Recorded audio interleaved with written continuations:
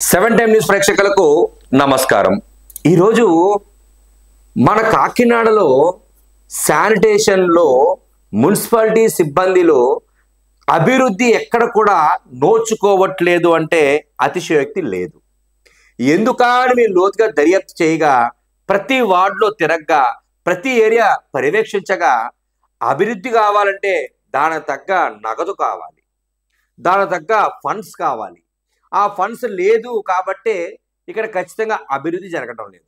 అసలు ఎందుకు అభివృద్ధి జరగట్లేదు అంటే, కాకినాడలో అభివృద్ధి నగారా మోగేదిప్పుడా అని చెప్పి అటు కలెక్టర్ గారు కానివ్వండి, లేకపోతే ఇటు కమిషనర్ గారు కానివ్వండి, లేకపోతే అటు ప్రజలు కానివ్వండి, అందరూ కూడా వేచి చూసే సమయం ఆసన్నమైందని చెప్పాలి. ఎందుకంటే ఎప్పుడో 2017లో జరిగినటువంటి స్థానిక ఎన్నికలు అంటే కార్పొరేషన్ ఎన్నికలు, మేయర్ ఎన్నికలు ఏదైతే ఉన్నాయో అవి పూర్తి చేసుకొని ఆ టైం పీరియడ్ కూడా చాలా వ్యవధి అయింది.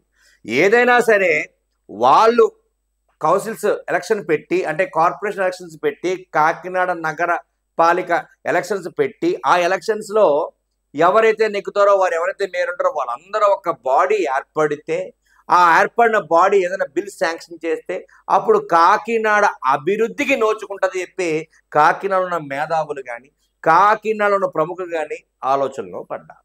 ఏదైనా మట్టుకి 2025లో ఖచ్చితంగా ఈ స్థానిక ఎన్నికలు అయితే ఖచ్చితంగా పెట్టాల్సిన అవసరం కాకినాడకైతే ఎంతైనా ఉంది. మరి పక్కనే ఉన్నటువంటి రాజమండ్రితో పాటు పెడతారా, లేకపోతే ముందుగానే పెడతారా తెలియదు. కానీ ఇక్కడ ఎన్నికలు జరగకపోతే అభివృద్ధి మాత్రం తూతూ మంత్రంగా జరుగుతుందన్న మాత్రం అతిశయోక్తే లేదు.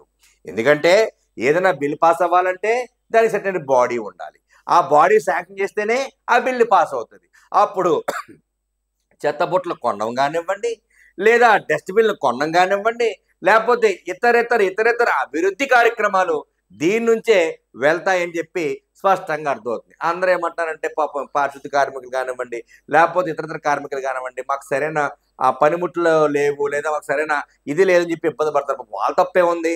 అక్కడ ఫండ్ ఉంటే ఆ ఫండ్ను తీసుకొచ్చి వీళ్ళు ఏదైనా కొని అది ఇస్తారు.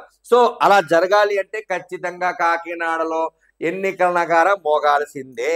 అలా మోగన పక్షాన అభివృద్ధి కుంటి పడుతుందన్న మాత్రం అతిశయోక్తి లేదు.